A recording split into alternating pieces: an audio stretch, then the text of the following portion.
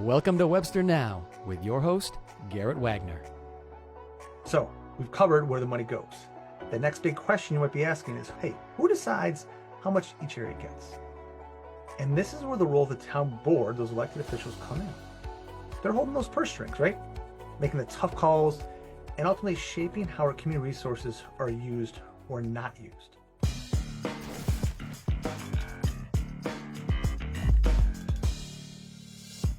So when it comes to who's responsible, it might seem straightforward, but the process, like any part of the government, has got more layers than you can think of that happen outside the public eye. So let's peel those back and see what's going on. The ultimate responsibility for the town budget lies with our town board, right? That's why we elect them to represent us. Their job is to make sure the town's resources are used in a way that benefits the community and the electorate as a whole, right? Town board is made up of 5 people. You get the town supervisor and 4 town board members.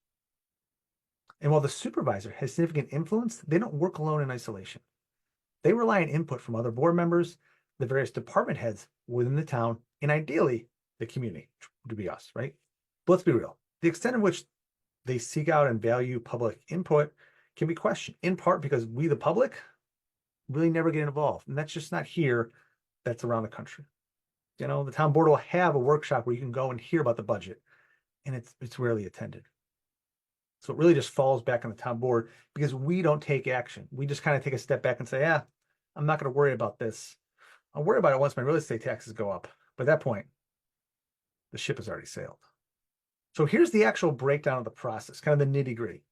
Each year, the finance director, in our case, Paul Adams, reaches out to the heads of the various town departments, public works, police, parks and recreation, and asks them to submit their budget requests to the town.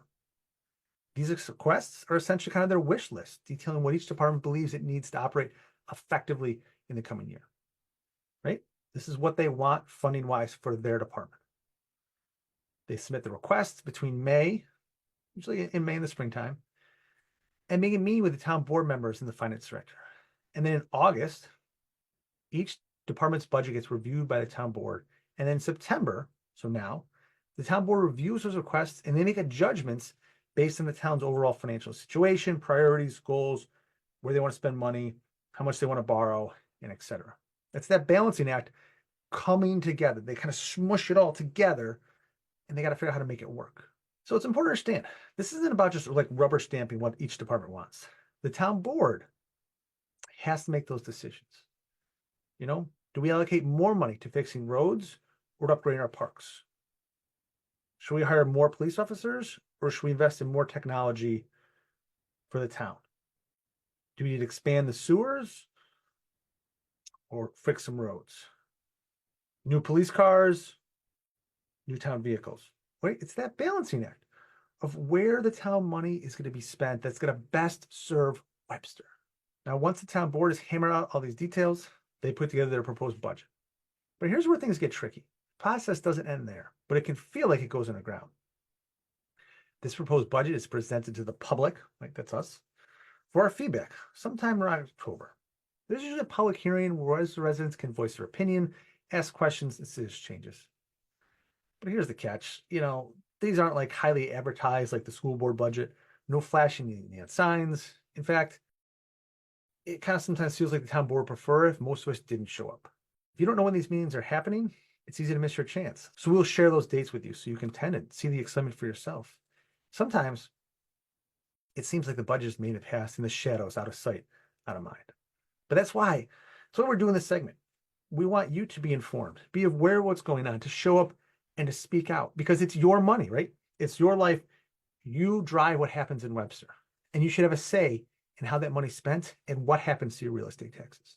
And the final budget is adopted after this public input period, typically falling sometime in October. And from that point on, the town board is responsible for ensuring the town sticks to the budget.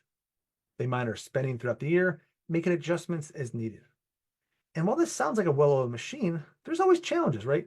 Unforeseen expenses, shifts in priority, and of course, the ever-present push and pull of difficult interests. Just like if any of us have ever done a budget for ourselves, it never completely goes on track. Things happen when life happens. So now that we know who's responsible for allocating the budget and the challenges they face in those making decisions, It's clear, like, our involvement is critical. We got to be more involved. The next time you hear about a new project or see your tax bill, remember, those decisions didn't happen in a vacuum. They're a result of a process. And that process, you have the power to influence.